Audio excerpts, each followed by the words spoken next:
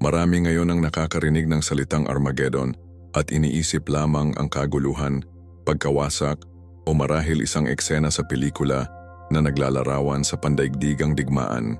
Ngunit paano kung ang Armageddon ay hindi lamang isang simbolikong termino para sa katapusan ng mundo? Paano kung ito ay isang tunay na lugar, isang sinaunang lambak sa Israel na nakalaan upang maging yugto para sa pinaka-dramatikong paghaharap sa kasaysayan? Sinasabi sa atin ng mga banal na kasul, atan ang isang oras na ang mga bansa ay magmarcha, hindi lamang pampolitika, ngunit pinipilit sa espiritual laban sa Jerusalem. Hindi ito haka-haka lamang. Ito ay hula na inilatag ng malinaw sa Biblia na tumuturo sa isang sandali kapag ang plano ng Diyos ay nagtatapos at ang mga puwersa ng kadiliman ay gumawa ng kanilang pangwakas na paninindigan. Titingnan natin kung ano ang inihayag ng Biblia tungkol sa pivotal na kaganapan na ito. Pag-unawa sa totoong kahulugan nito, banal na pinagmulan, at kung ano ang ipinapahiwatig nito para sa atin na naglalakad sa pamamagitan ng pananampalataya ngayon. Maghanda upang maunawaan ang Armageddon hindi bilang isang abstract na konsepto, ngunit bilang ang threshold ng isang bagong panahon na minarkahan ng nakikitang pagbabalik ni Hesukristo. Kaya, i-unpack natin ang salitang ito, Armageddon. Ito ay hindi lamang isang konsepto na lumulutang sa ether. Ang pangalan mismo biblically ay tumuturo sa isang tukoy na lokasyon, Har Megiddo, na nangangahulugang ang bundok ng Megiddo. Hindi ito isang solong rurok ng bundok, ngunit sa halip ay tumutukoy sa isang pinatibay na lungsod na hindi napansin ang madiskarteng Vital Valley ng Jezreel, na kilala rin bilang Plain of Esdraelon sa Hilagang Israel. Para sa milenya, ang lambak na ito ay naging yugto para sa hindi mabilang na mga laban sa kasaysayan dahil sa mahalagang posisyon nito kasama ang mga ruta ng kalakalan at mga landas ng militar. Kaya, kapag ang Biblia ay nagsasalita tungkol sa Armageddon, iniuugnay nito ang pangwakas, climactic na paghaharap sa isang lugar na matarik sa kasaysayan ng digma, isang natural na amphitheater para sa salungatan. Ang aklat ng pahayag, partikular na kabanata malambin, mga talatang 14 at 16, ay nagsasalita ng mga espiritu tulad ng mga palaka na lumabas sa mga hari ng mundo at sa buong mundo, upang tipunin sila para sa labanan ng dakilang araw ng Diyos na makapangyarihan sa lahat, sa isang lugar na tinawag sa Hebreo, Armageddon. Itinampok nito ang espiritual na kalikasan ng mga puwersa na nagmamaneho sa pagtitipon na ito. Hindi lamang ito geopolitical maneuvering. Ito ang pagtatapos ng espiritual na panlilinlang na orkestra ng mga puwersa na tutol sa Diyos. Ang mga espiritu na ito ay pumipilit sa mga pinuno ng mundo na pinagsasama-sama ang mga ito para sa isang direktang paghaharap sa banal na kapangyarihan. Narito kung saan ang espiritual na labanan na naganap mula pa noong simula ay sumisira sa isang nakikita, pandaigdigang kampanya ng militar na naglalayong sa huli sa Jerusalem, kung saan inilagay ng Diyos ang kanyang pangalan. Pag-isipan ang tungkol sa ang mga bansa na natipon sa ilalim ng impluensya ng demonyo, paglulunsad ng kanilang pangwakas na pag-atake. Laban kanino?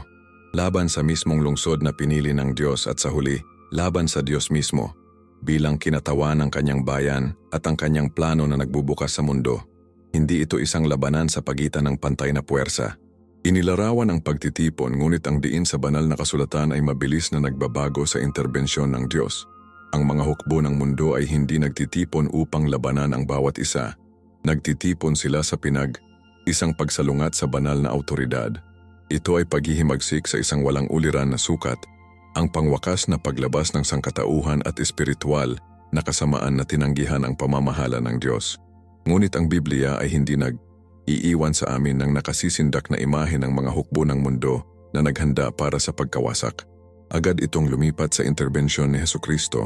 Nagbibigay ang pahayag ng Kabanata 19 ng isang nakamamanghang account tungkol dito. Buksan ang langit at nariyan si Hesukristo, ang Hari ng mga hari at Lord of Lords, na hindi nagbabalik bilang mapagpakumbabang lingkod. Siya ay nasa kanyang unang pagdating, ngunit bilang isang mananakop na mandirigma, ang kanyang mga mata ay tulad ng isang apoy ng apoy, nakasuot ng maraming mga kor, at may isang matalim na tabak na lumalabas sa kanyang bibig upang hampasin ang mga bansa. Pinangunahan niya ang mga hukbo ng langit, ang mga banal at mga anghel. Ito ang banal na tugon sa panghuli na hamon ng tao at demonyo. Ang labanan ng Armageddon ay hindi isang nakababagot na digmaan ng katangian. Ito ang sandali ng mapagpasyang paghuhusga ng Diyos at tagumpay na isinagawa ni Hesukristo. Ang mga puwersa na natipon sa Armageddon ay lubos na natalo ng tanging salitang naglalabas mula sa bibig ni Hesukristo. Ang hayop at ang maling propeta ay nakunan at itinapon ng buhay sa lawa ng apoy. Ang natitirang mga hukbo ay nasaktan. Hindi ito isang maginoo na tagumpay ng militar. Ito ay isang supernatural na pagpapakita ng ganap na kapangyarihan at soberanya ng Diyos. Ipinapakita nito na kahit gaano kalakas, kung paano pinag-isa, kung gaano kalawak ang mga puwersa laban sa Kanya, lubos silang walang kapangyarihan, bago ang lakas ng Diyos at ang Kanyang pinahiran na hari, si Hesukristo. Ang pag-unawa sa Armageddon mula sa pananaw ng Biblia ay malalim na nakakaapekto sa ating pananampalataya. Tinitiyak natin na ang Diyos ay may kapangyarihan sa lahat ng kasaysayan. Ang mga magulong kaganapan na nakikita natin sa paglalahad sa mundo ay hindi random. Lumilipat sila patungo sa isang banal na itinalagang rurok. Maging ang pagtitipon ng masasamang puwersa ay pinahihintulutan ng Diyos para sa pangwakas na layunin ng pagpapakita ng Kanyang katarungan at pagtaguyod ng Kanyang matuwid na paghahari. Para sa mga naglagay ng kanilang pananampalataya kay Hesukristo, ang kaganapang ito ay hindi isang bagay na dapat matakot sa kahulugan ng ating personal na kaligtasan na nasa peligro. Sa halip, ito ay ang dramatikong katuparan ng hula, ang pagpapatunay ng salita ng Diyos, at ang pinakahihintay na sandali ng hayagang ipinapalagay ni Hesukristo ang Kanyang nararapat na lugar bilang pinuno sa buong mundo.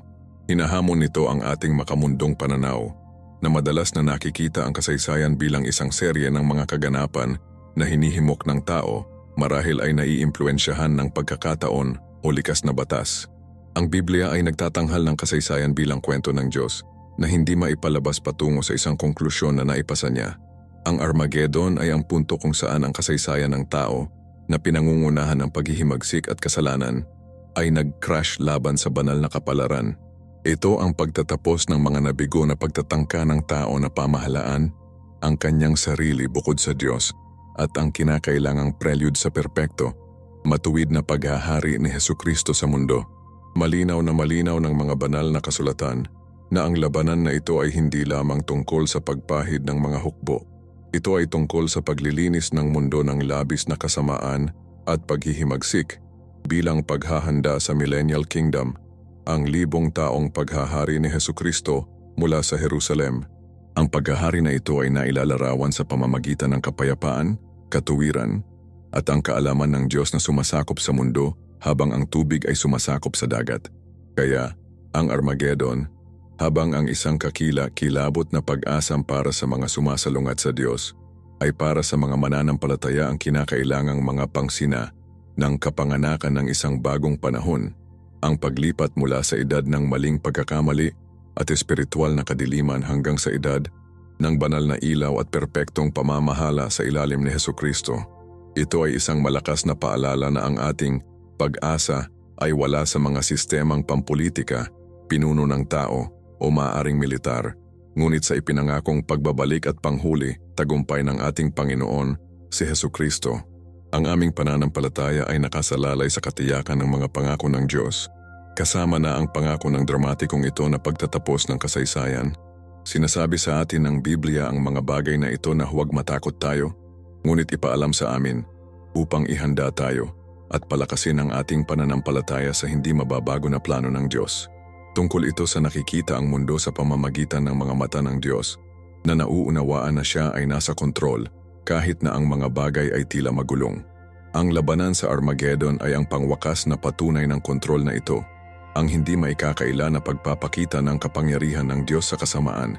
Ang pangwakas na paghaharap na ito ay inilarawan sa Biblia hindi bilang isang huling pagsisikap ng Diyos, ngunit bilang isang tiyak na time, sinasadyang pagkilos ng paghuhusga.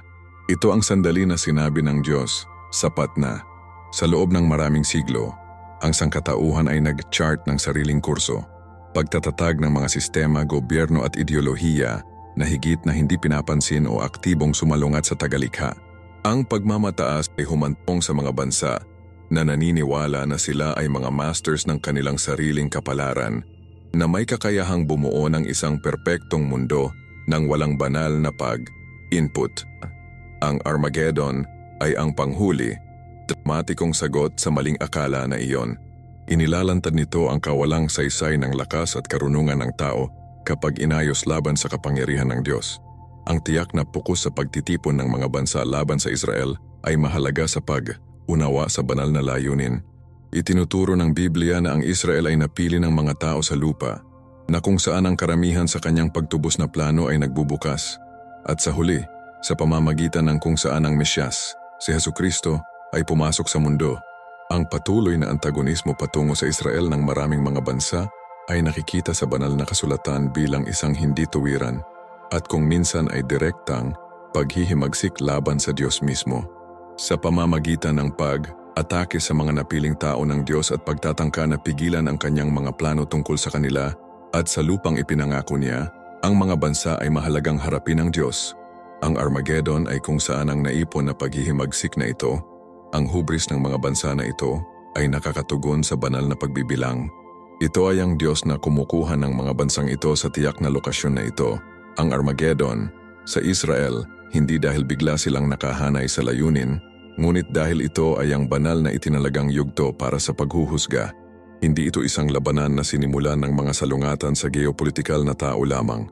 Bagaman ang mga pagkilos at alyansa ng tao ay ang nakikitang mga pagpapakita, ito ay ang paggawa ng isang espiritual na salungatan at isang banal na utos. Ang mga pandaigdigang kapangyarihan na hinihimok ng kanilang sariling mga agenda, kanilang sariling pagmamataas, at naiimpluwensyahan ng mga espiritual na puwersa na tutol sa Diyos, ay nakakakita ng kanilang sarili na nagko-convert sa Israel. Maaari nilang isipin na kumikilos sila ng nakapag-iisa, hinahabol ang mga madiskarteng layunin, ngunit mula sa pananaw ng Diyos, tinutupad nila ang hula na itinakda para sa pangwakas na pagpapakita ng kanyang kapangyarihan at katarungan. Inihayag ng Biblia ang overarching banal na kontrol sa mga kaganapan ng tao kahit na ang pinaka-magulong at mapaghimagsik. Ang ating pananampalataya sa soberanya ng Diyos ay inilalagay sa pananaw sa pamamagitan ng pag-unawa sa Armageddon sa ganitong paraan. Pinapatibay nito na walang nangyayari sa labas ng kanyang tunay na pahintulot o plano. Ang pagtaas at pagbagsak ng mga imperyo, ang mga makina ng mga pinuno ng mundo, ang mga geopolitical tensions na nakikita natin ngayon, lahat ay sa huli sa ilalim ng maingat na mata ng Diyos. At kung tama ang oras, makikialam siya ng mapag-isip. Ang interbensyon na ito sa Armageddon ay kinakailangan dahil ang panuntunan ng tao na iwan sa sarili nitong mga aparato, hindi maiiwasang humahantong sa higit na kasamaan, pang-aapi, at pagtanggi sa banal na katotohanan.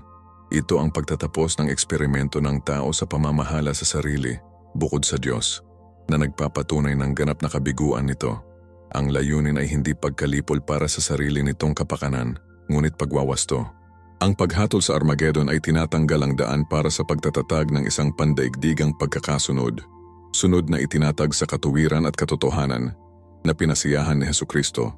Ang mga sistema ng pagmamalaki at paghihimagsik ng tao ay dapat na buwagin upang gumawa ng paraan para sa kaharian ng Diyos.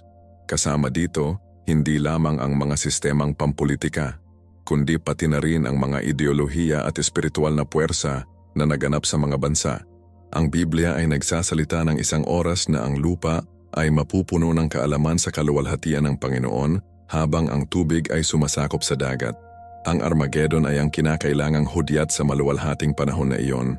Ito ang operasyon na kinakailangan upang alisin ang sakit sa terminal ng paghihimagsik ng tao, upang ang pagpapagaling at matuwid na buhay ay maaaring magsimula sa ilalim ng direktang paghahari ni Hesukristo. Para sa mga naglalagay ng kanilang pananampalataya kay Hesukristo, ang pag-unawa sa Armageddon ay nagbibigay ng hindi takot, ngunit katiyakan. Ito ay ang garantiya na ang mga pangako ng Diyos ay totoo, na ang kasamaan ay hindi magtagumpay ng walang hanggan, at ang hari ay talagang darating upang maghari. Ang mga hula sa Biblia tungkol sa kaganapang ito ay nagpapakita ng kaalaman ng Diyos at ang kanyang walang tigil na pangako sa kanyang plano. Ipinapakita nito na ang pagdurusa at kawalan ng katarungan sa mundo ay hindi pinansin ng Diyos, ngunit matugunan ng tiyak sa kanyang itinalagang oras. Ang aming pag-asa ay nakayangkla sa katiyakan ng kanyang pagbabalik at ang pagtatatag ng kanyang perpektong kaharian.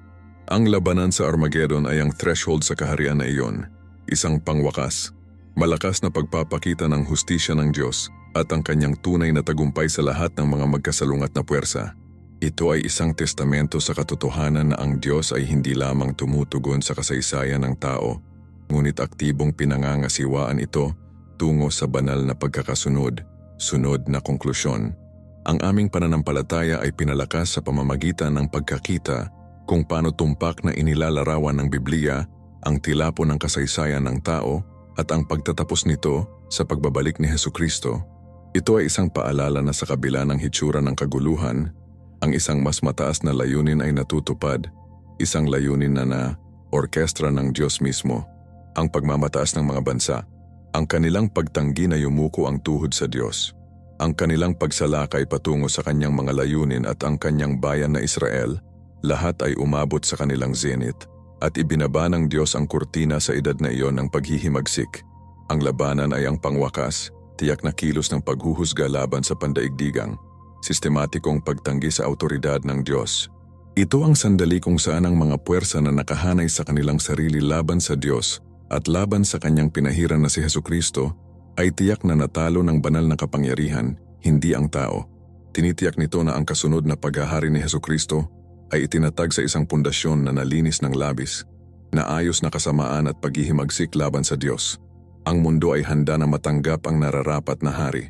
Ang paglalarawan ng Biblia tungkol sa kaganapang ito ay binibigyang diin ang ganap na soberanya ng Diyos, na nagpapakita na ang kasaysayan ng tao ay hindi isang random na pagkakasunod, sunod ng mga kaganapan, ngunit lumilipat patungo sa isang banal na determinadong rurok. Naghahain ito upang mapatunayan ang katuwiran at hustisya ng Diyos sa harap ng kasalanan at paghihimagsik ng tao. Ito ang pangwakas na katuparan ng mga hula, hinggil sa pagtatapos ng edad ng panuntunan ng tao at ang bukang liwayway ng edad ng banal na pamamahala. Para sa mga nagtitiwala kay Hesukristo, ito ay isang mensahe ng pag-asa na nagpapatunay na darating ang kaharian ng Diyos at ang kanyang kalooban ay gagawin sa mundo tulad ng sa langit. Ang ating pananampalataya ay walang kabuluhan. Inilalagay ito sa isang Diyos na may soberanya sa lahat ng kasaysayan na magdadala ng kanyang mga layunin, kasama na ang pagtatatag ng matuwid na paghahari ni Hesukristo.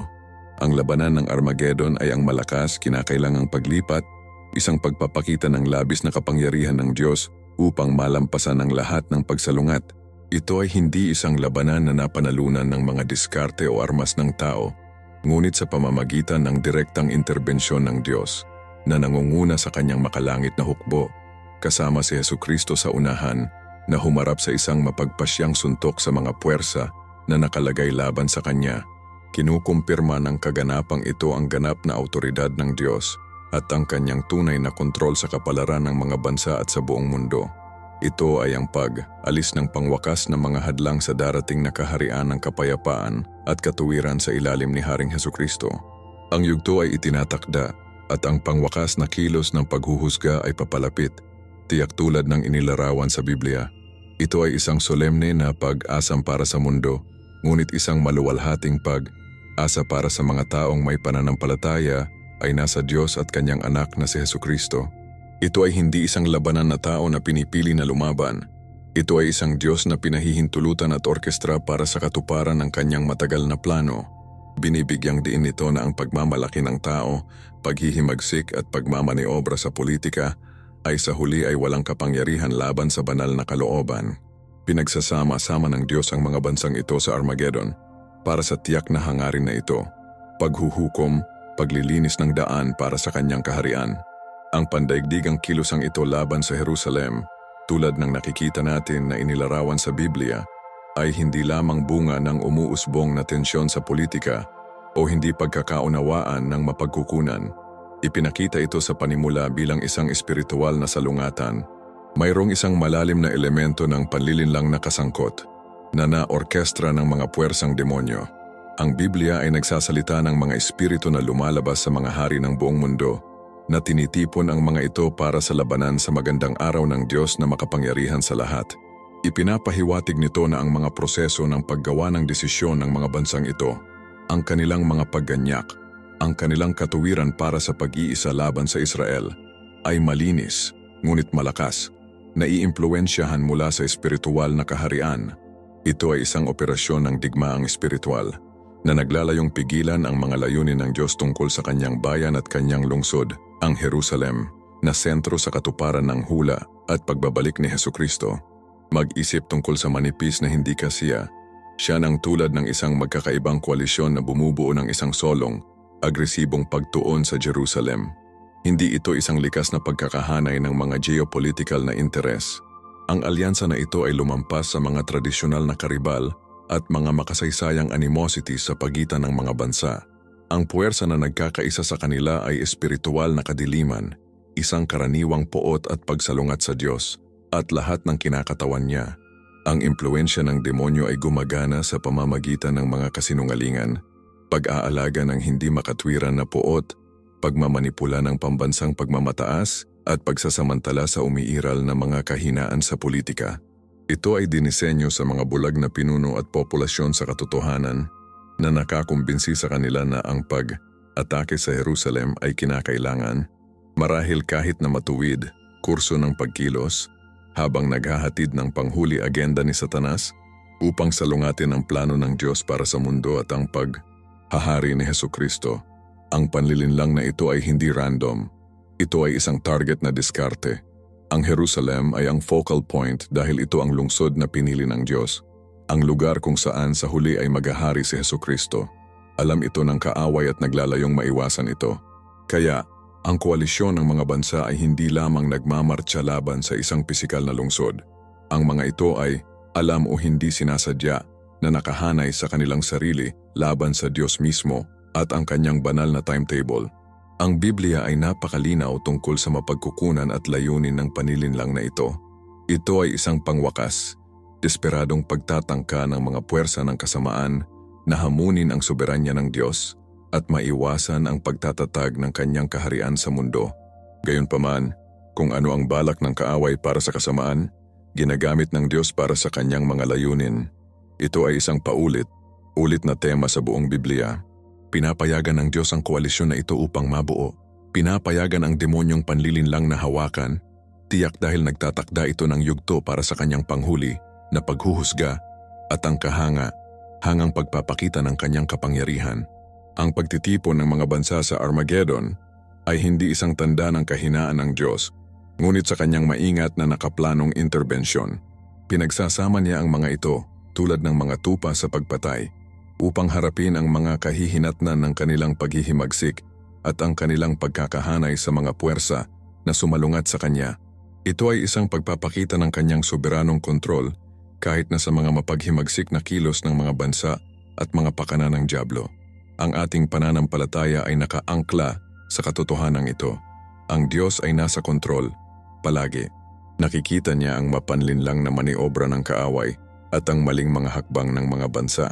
At isinasama niya ang mga ito sa kanyang dakilang salaysay ng pagtubos at paghuhusga.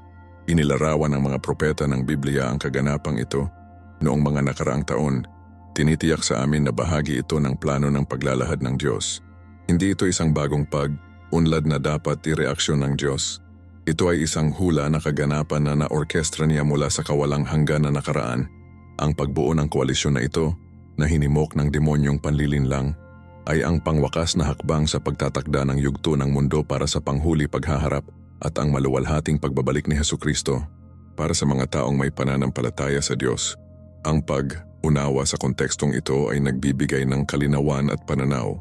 Tinatanggal nito ang ilusyon na ang mga pandaigdigang kaganapan ay random o tanging ang resulta ng pagkakamali ng tao. Nakikita natin ang mas malalim na espiritual na sukat sa paglalaro, at habang ang pag-asam ng mga bansa na nagkakaisa laban sa napiling lungsod ng Diyos ay malungkot, ito rin ay isang malakas na kumpirmasyon na ang salita ng Diyos, ang Biblia, ay totoo at maaasahan. Ang bawat piraso ng puzzle, kahit gaano kadilim o nakakagambala, ay umaangkop sa mas malaking larawan na pinipinta ng Diyos. Isang larawan na hindi nagtatapos sa pagkatalo, ngunit sa pagtatagumpay ng Diyos at ang walang hanggang paghahari ni Hesukristo. Ang mga bansa ay akit sa Armageddon sa ilalim ng maling pagpapanggap na naniniwala na sila ay nakikibahagi sa isang maginoo na salungatan o isang madiskarteng operasyon ng militar. Hindi nila naiintindihan na sila ay pinangungunahan ng isang banal na bitag, isang lugar na hinirang ng Diyos para sa kanilang paghuhusga. Ang mga espiritu ng demonyo ay nagbubulag sa kanila sa totoong katangian ng salungatan at ang labis na kapangyarihan na kanilang haharapin. Ang kanilang kumpiyansa ay itinayo sa lakas ng tao, lakas ng militar at estratehikong alyansa, ngunit lubos silang hindi handa para sa banal na interbensyon na magaganap. Ito ay kung saan ang napakalawak na kapangyarihan ng Diyos ay ipapakita para makita ng buong mundo na nagpapakita ng kanyang ganap na taas ang kapangyarihan sa lahat ng mga makapangyarihang at espiritual na kapangyarihan. Ito ay isang paalala na ang umaasa sa lakas ng tao o kapangyarihang pampolitika bukod sa Diyos ay humahantong lamang sa pagkawasak. Ang ating pag-asa, ang ating pananampalataya ay dapat na matatag na nakaugat sa Diyos at ang natapos na gawain ni Hesukristo na nag-iisa ay may kapangyarihang malampasan ang mga puwersa ng kadiliman at magtatag ng tunay na kapayapaan at katuwiran. Sinasabi sa atin ng Biblia na tatawa ang Diyos sa kanilang mga plano sapagkat alam niya na malapit na ang kanilang pagtatapos. At habang inilalabas ng Biblia ang drama na ito, tinukoy nito ang ilang mga rehiyon at kapangyarihan na magiging pangunahing mga manlalaro sa pangwakas na pagsasaayos na ito.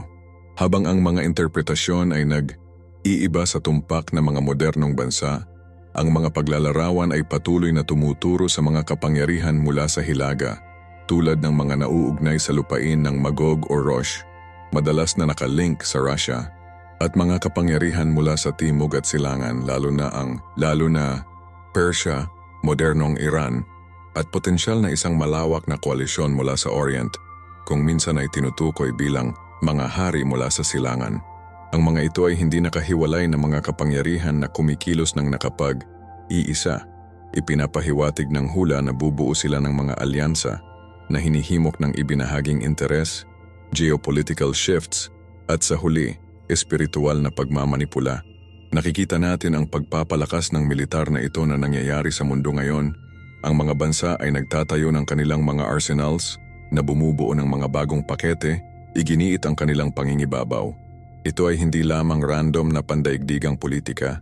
Nakita sa pamamagitan ng lens ng hula, ito ay ang yugto na itinakda, ang mga piraso na inilipat sa lugar na eksakto tulad ng salita ng Diyos. Ang Biblia, inihula ng milenya na ang nakaraan. Sa gitna ng pandaigdigang tagpo na ito, ipinakilala ng banal na kasulatan ng isang figura ng napakalawak na kapangyarihan at karisma, ang Antikristo. Hindi lamang siya isang pinuno sa politika. Siya ang halimbawa ng paghihimagsik ng tao laban sa Diyos na binigyan ng kapangyarihan ng dragon na si Satanas. Tumataas siya sa katanyagan sa isang alon ng kaguluhan, nag-aalok ng mga solusyon sa mga problema sa mundo, kapayapaan kung saan wala, katatagan ng ekonomiya sa mga oras ng pagbagsak. Siya ay isang master deceiver na gumagawa ng isang tipan lalo na sa Israel na tila nagdadala ng isang panahon ng seguridad, ngunit sa huli ay masira ito. Pinagsasama ng pinuno na ito ang kapangyarihan, marahil sa una sa pamamagitan ng diplomasya, ngunit ang kanyang tunay na kalikasan ay ipinahayag sa pag-uusig at tiranikal na pamamahala. Hinihiling niya ang pagsamba, itinatakda ang kanyang sarili sa templo bilang Diyos, at pilitin ang katapatan sa pamamagitan ng kontrol sa ekonomiya, ang nakakahawang marka. Pinagsasama niya ang diwa ng Antikristo na nagtatrabaho sa buong kasaysayan, ngunit sa kanya, naabot nito ang panghuli, klimatiko na pagpapakita nito. Ang alyansa ng mga bansa na pinamumunuan ng Antikristo ay ang pangwakas, puro paghihimagsik ng sangkatauhan at mga demonyong puwersa laban sa paghahari ng Diyos at sa kanyang napiling tao. Ang kanilang militar ay maaaring mabuo. Ang pinagsamang puwersa ng mga rehiyon na ito ay magiging napakalawak. Inilalarawan ng Biblia ang mga hukbo na napakalaki nila ang lupain, ngunit ang kanilang lakas ay nasa lupa, temporal at sa huli ay limitado. Ang kanilang pagganyak ay nakaugat sa pagmamataas, kasakiman at isang malalim na pagkamuhi sa Diyos at lahat ng kinakatawan niya. Ang pamunuan ng Antikristo ay nagtap sa espiritual na kasalukuyang pagsalungat sa katotohanan at katuwiran na malawak sa mundo. Ipinangako niya ang kapangyarihan, kaluwalhatian at kalayaan mula sa banal na mga hadlang na sumasamo sa pinakamadilim na impulses ng sangkatauhan. Gayunpaman, ang pag-unawa sa kontekstong ito ay hindi dapat humantong sa takot, ngunit sa isang mas malalim, mas matulungin na pananampalataya. Inihayag ng Biblia ang paghahari ng Antikristo ay limitado. Itinakda ng Diyos ang kanyang mga hangganan. Ang kanyang maliwanag na tagumpay ay pansamantala. Ang mga bansang ito na nagtitipon ng kanilang lakas ay tumutupad ng isang banal na layunin na hindi nila naiintindihan. Naghahanda ng lupa hindi para sa kanilang tagumpay, ngunit para sa kanilang pagkatalo at ang maluwalhating hitsura ni Hesukristo. Ang pangwakas na pinuno ng puwersa ng Diyos ay hindi isang pangkalahatang tao, ngunit ang hari ng mga hari mismo, si Hesukristo. Ang labanan ng Armageddon ay hindi isang pag-aaway ng pantay na puwersa. Ito ay ang labis na kapangyarihan ng Diyos na namamagitan upang wakasan ang paghihimagsik ng tao at maitaguyod ang kanyang matuwid na kaharian.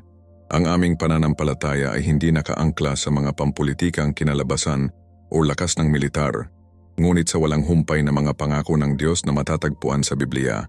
Nagtitiwala kami na ang Diyos ay may kapangyarihan sa kasaysayan, sa mga bansa, at sa pagtaas at pagbagsak ng bawat pinuno, kasama na ang Antikristo. Ang mismong katotohanan na ang mga tiyak na kapangyarihang ito at isang figura tulad ng Antikristo ay inilarawan sa hula, at nakikita natin ang mga elemento na potensyal na nakahanay sa mundo ngayon, dapat palakasin ang ating pananampalataya. Ipinapakita nito ang masidhing kawastuhan ng salita ng Diyos. Ipinapakita nito sa atin na ang Diyos ay nagtatrabaho sa kanyang plano, tiyak tulad ng isiniwalat, sapagkat ang mga taong may pananampalataya ay inilalagay kay Hesukristo. Ang pagbabalik ng Panginoon ay hindi isang bagay upang matakot ngunit upang asahan ng may pag-asa. Habang ang mundo ay nalinlang ng Antikristo at umaasa sa kapangyarihang militar, ang mga mananampalataya ay umaasa sa kapangyarihan ng Diyos. Ang aming tiwala ay nasa natapos na gawain ni Hesukristo sa krus at ang kanyang ipinangakong pagbabalik. Ang labanan ay hindi atin, ito ang Panginoon. Ang mga malawak na hukbo na ito, na pinamumunuan ng Antikristo, ay mapapabayaan laban sa plano ng Diyos, ngunit naglalakad sila sa isang paunang natukoy na paghuhusga. Sinasabi sa atin ng Biblia na talunin sila ni Hesukristo ng hininga ng kanyang bibig. Iyon ay nagsasalita ng walang hirap na tagumpay, isang kapangyarihan na napakalawak na ang mga pisikal na hukbo ay walang kahulugan. Ang pagtaas ng mga kapangyarihang ito at ang Antikristo ay nagsisilbi upang ganap na ilantad ang lalim ng pagkawasak ng tao at paghihimagsik bukod sa Diyos. Ipinapakita nito ang ganap na pangangailangan ng interbensyon ng banal. Itinampok nito ang kaibahan sa pagitan ng maling kapayapaan na ipinangako ng mga pinuno ng tao at ang totoo, pangmatagalang kapayapaan na dinala ni Hesukristo. Ang panahong ito ay inilarawan din bilang isang oras ng malaking pagdurusa, isang pagsubok ng pananampalataya para sa mga sumusunod sa Diyos. Mangangailangan ito ng matatag na pagbabata, lakas ng loob, at isang walang tigil na pangako sa katotohanan sa harap ng labis na panlilinlang. Binalaan tayo ng Biblia na huwag maalis sa mga palatandaan at kababalaghan ng Antikristo o upang ilagay ang ating pananampalataya sa Kanya o sa sistema ng mundo na Kanyang isinasama. Sa halip, ang ating focus ay dapat manatiling maayos sa Diyos at ang Kanyang salita. Dapat tayong mag-ugat sa katotohanan ng Biblia na nakikilala ang mga palatandaan ng mga oras na hindi may takot, ngunit may karunungan at pag-unawa. Ang pagpapalakas ng mga bansang ito at ang paglitaw ng Antikristo ay mga signpost sa kahabaan ng propetikong timeline. Hindi sila ang wakas ngunit ang mga nauna sa pagtatapos ng paghihimagsik ng tao at ang maluwalhating simula ng walang hanggang paghahari ng Diyos. Ang ating pananampalataya ay nasa isang Diyos na mas malaki kaysa sa anumang makapangyarihang kapangyarihan, anumang puwersa ng demonyo o sino mang pinuno ng tao kasama na ang Antikristo. Inihayag niya ang mga kaganapang ito na nagpapahintulot sa kasamaan ng buong pagpapahayag nito. Tiyak na ang kanyang katuwiran at kapangyarihan na ipinakita sa pamamagitan ni Hesukristo ay maaaring ganap na mapalaki sa kanilang tunay na pagbagsak. Ang pandaigdigang alyansa na ito na nagkakaisa sa ilalim ng banner ng Antikristo ay hindi lamang banta sa politika o militar. Ito ay isang espiritual na digmaan laban sa mga layunin ng Diyos. Ang mga demonyong espiritu na lumabas upang tipunin ang mga bansa ay bahagi ng pangwakas na pagtatangka ni Satanas na pigilan ang plano ng Diyos at maiwasan ang pagbabalik ni Hesukristo. Ngunit ang kanilang mga pagsisikap ay walang saysay. Pinapayagan ng Diyos ang pagtitipon na ito ng tumpak upang maipakita niya ang kanyang kapangyarihan ng mapagpasyahan.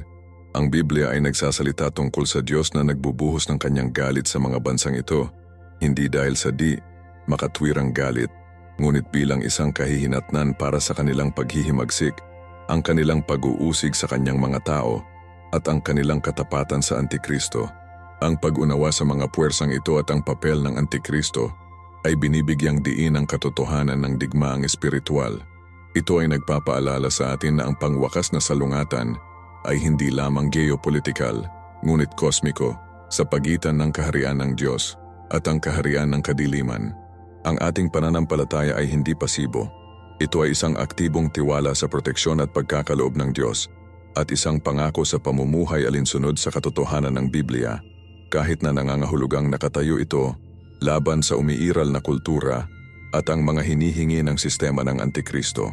Tinawagan tayo upang ilagay ang ating buong pananampalataya sa Diyos lamang, alam na maaari lamang niyang iligtas tayo mula sa kapangyarihan ng kadiliman at isakatuparan tayo sa maluwalhating ilaw ng kanyang kaharian. Ang hinaharap habang mapaghamong ay tiyak para sa mga kabilang kay Hesukristo. Ang pagtatapos ng laro ay nagsasangkot sa pagpapakita ng walang kaparis na kapangyarihan ng Diyos, ang pagpapatunay ng kanyang katuwiran, at ang pag-install ni Hesukristo bilang hindi aalinlanganan na pinuno sa lahat ng nilikha. Ang mga bansang ito at ang kanilang pinuno ay nagtatakda lamang ng yugto para sa grand finale na iyon.